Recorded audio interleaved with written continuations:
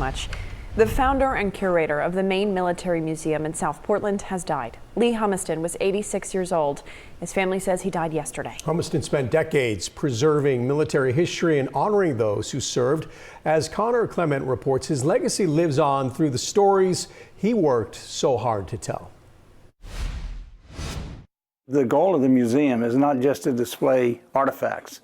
It's to tell a story about the people. That was Lee Humiston in 2017, describing the mission that defined much of his life's work. A South Portland native, Humiston joined the United States Air Force in 1956, beginning a lifetime of service that would span 5 decades. So he was kind to a fault, generous, magnanimous.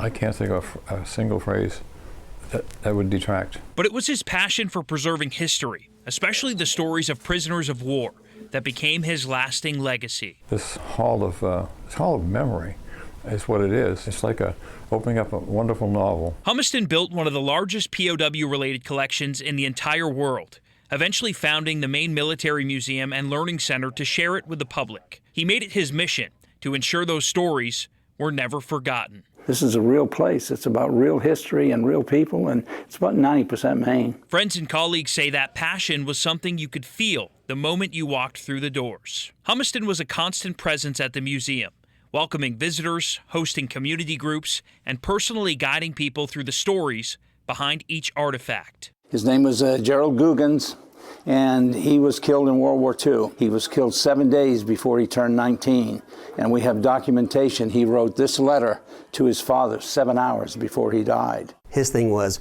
who did this artifact belong to? Tell me the story. And then he would tell us the stories so that once those voices were silenced, the stories can continue. Today, that same museum stands as a tribute, not just to those who served, but to the man who dedicated his life to honoring them. Lee was the keeper. Our role here is to make sure that his legacy survives. For Maine's Total Coverage, I'm Connor Clement.